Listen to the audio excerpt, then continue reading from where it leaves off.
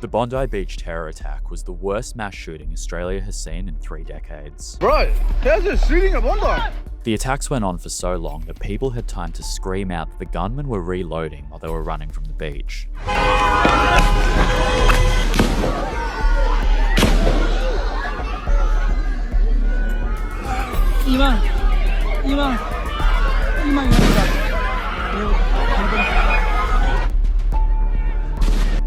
This is what happened. As the sun set, around 2,000 people had gathered at a small park at the back of the beach to light candles and celebrate an event called Hanukkah by the Sea. How many? One, it's enough. Just to feel the Hanukkah. It was a family event that promised donuts, face painting, a petting farm, giant menorah lighting. At around 6:45 p.m, gunshots rang out. 2 gunmen had positioned themselves at this elevated footbridge linking Campbell Parade with the Bondi Surf Club. From there, they opened fire toward the beach and the Hanukkah gathering below.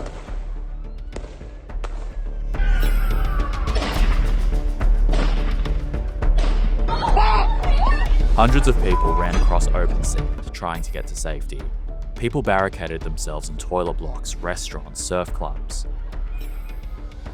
Others who were leaving the area were forced to crouch down on buses, not sure of what was going on.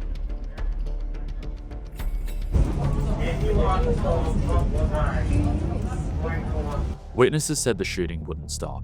Some reported up to 50 rounds being fired before the gunman was silenced. Had like heaps of gunshots, like at least like unloaded the gun, I reckon. Yeah, it was loud.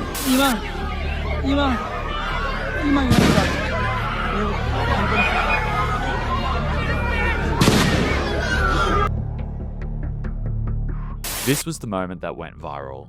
A bystander who heroically tackled and disarmed one of the gunmen. This is 43-year-old Ahmed El Ahmed, a Sydney local who owns a fruit shop in Sutherland. He could be seen rushing through cars and grabbing the gunman in a headlock from behind. After a struggle, he wrestles the rifle away. Ahmed then points the gun at the shooter, who walks back towards the bridge while looking over his shoulder.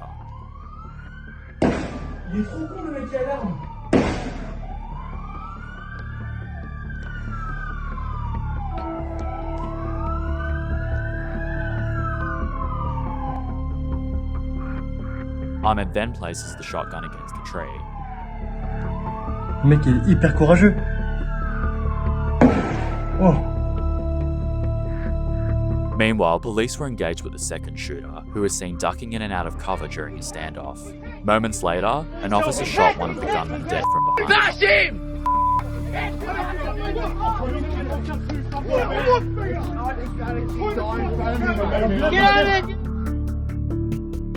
The second was arrested at the scene.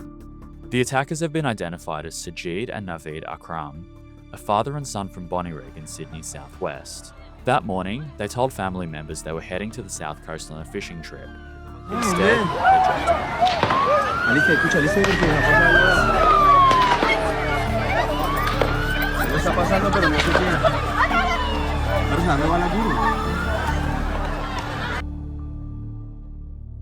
The family home has been sealed off as part of the investigation. Going on right now. Everyone's waiting to see what happened. We've got the coppers right there. More people over here. That's his house over there. He's getting bloody raided right now. This was the aftermath. Bodies on the ground, emergency services rushing in, and bystanders trying to stop bleeding and comfort strangers. You good? We're all good. We're all good.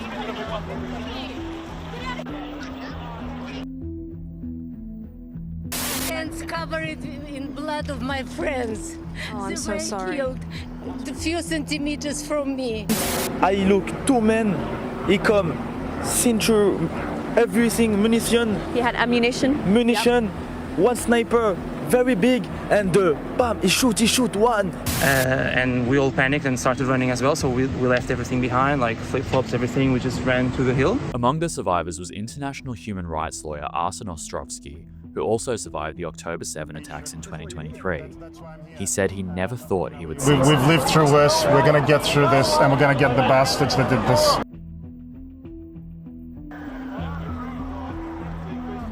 Everyone back! Everyone, I need everyone to go! Everyone to go!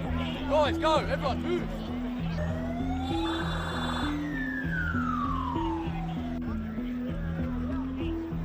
After the scene was secured, police launched a bomb disposal operation on Campbell Parade. A nearby vehicle was suspected of containing explosives.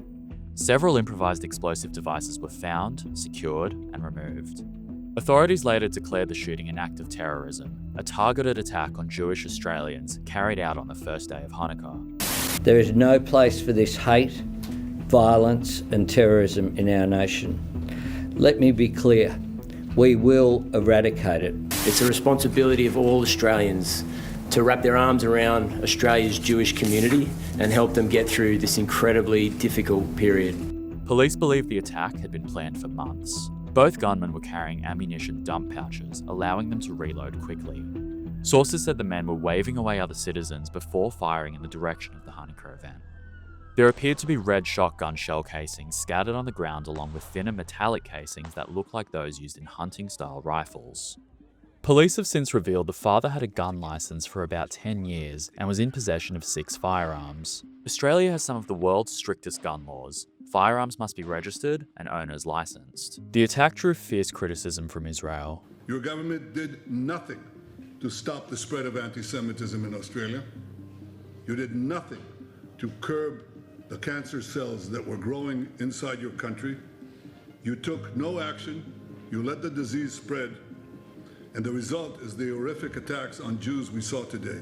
We send our warmest strength from here, from Jerusalem, and we repeat our alert time and again to the Australian government to seek action and fight against the enormous wave of anti-Semitism which is plaguing Australian society. The day after the shooting, Jewish community leaders in Australia revealed they had been warned by police not to open their doors as a safety measure. Overnight, the death toll continued to rise.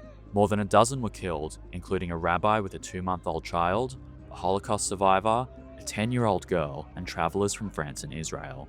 More than 40 others were taken to hospital.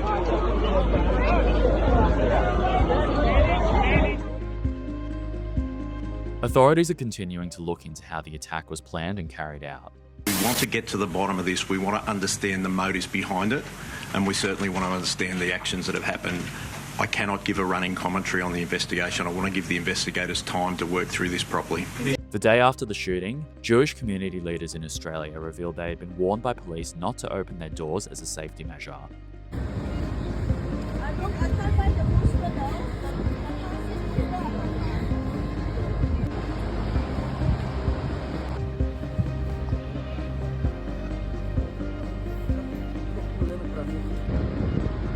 Sydney Muslim leaders said they will refuse to perform Islamic funeral rites or receive the bodies of the Bondi terrorists, saying they don't see the offenders as real Muslims. They also said the Muslim community was on a high alert and would not be gathering at mosques in the coming days.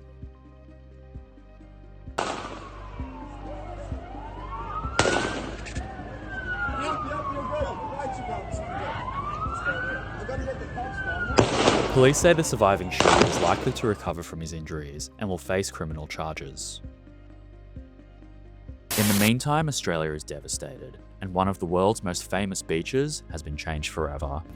In this moment of darkness, we must be each other's light.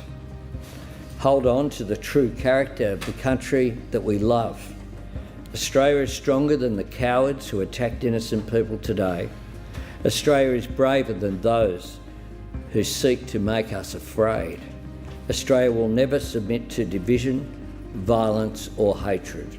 We will see justice done and we will come through this together.